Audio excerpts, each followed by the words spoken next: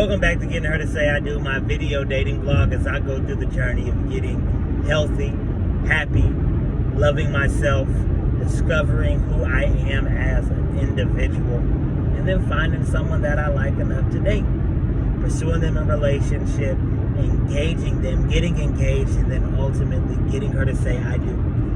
We are 9 days from the big day.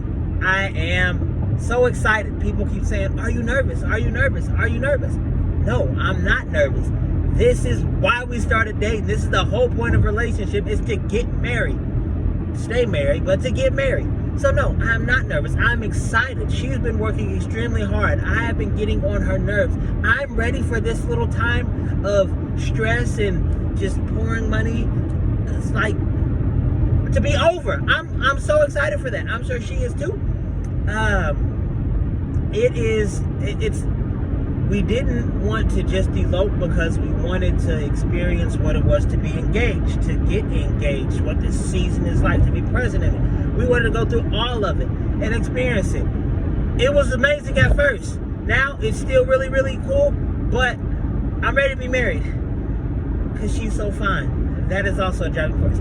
Okay, so I'm working on my vows. My goal is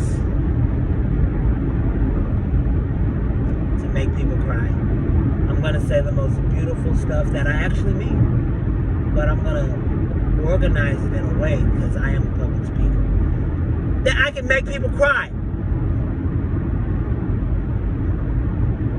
I think that there is an expectation for me to cry.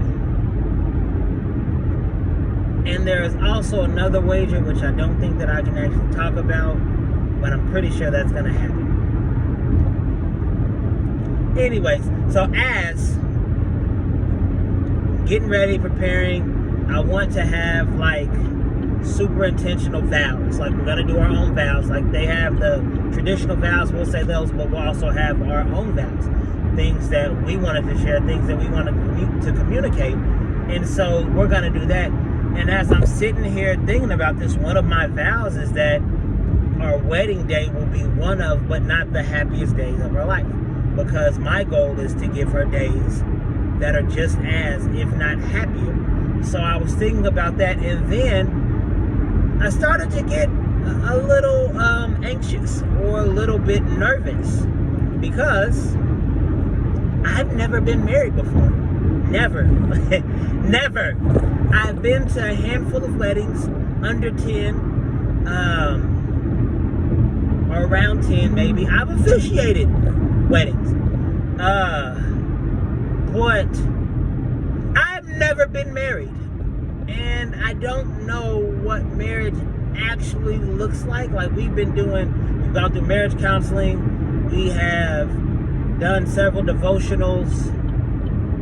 We have studied and looked, and like we have a pretty good head idea of what it is, but to flesh it out, baby, I don't know. I don't know. Am I confident that we'll stay married? Absolutely. She's amazing. She's so good for me. She's so gracious and patient. We just balance each other out, which hopefully she's not on Snap one day. We go back and look at one of the other videos for I'm Ari, where it says, so when my friends come in, and they're like, hey, no, the twins. And they're like, yeah, he's this and that, and this and that. But after they ask what's going to happen after I get her to say I do, what's in? And then they said, it's going to be, help me, I'm trying not to kill him, or something like that. I laughed in the moment, I kind of looked sideways, but when I went back and looked at it, I was like, yeah, that might be accurate. Because the way that she cuts her eyes at me is already wife material, already. So, I'm nervous because I don't know how to be married. I don't know how to be a husband. I don't know how to do this and flesh all this out every single day of my life. Provide for this woman and our family. Protect this woman and our family.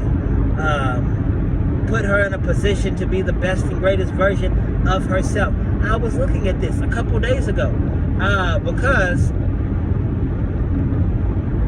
I don't know if I handle stress exceptionally well, or if I just shut down to a point to where I'm just so lackadaisical that it seems like nothing bothers me. I haven't quite figured that out yet. But I feel like I manage and carry stress a lot better than most people, including my fiance. And so, as I'm watching her in moments where there is high stress, she is not the best version of herself.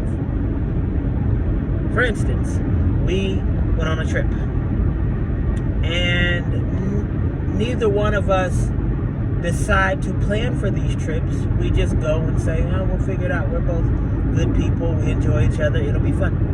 Every time, fireball. Every time. And so I'm looking at this last time as we go to this wedding, and we have this spat, this back and forth. We're both frustrated. She's stressed. She's tense. She can't rest because she's carrying a wedding and graduation and find her exam to be able to finish school, and she's in a brand new career at a brand new school, and it's just so much stress and weight and things that she's carrying, and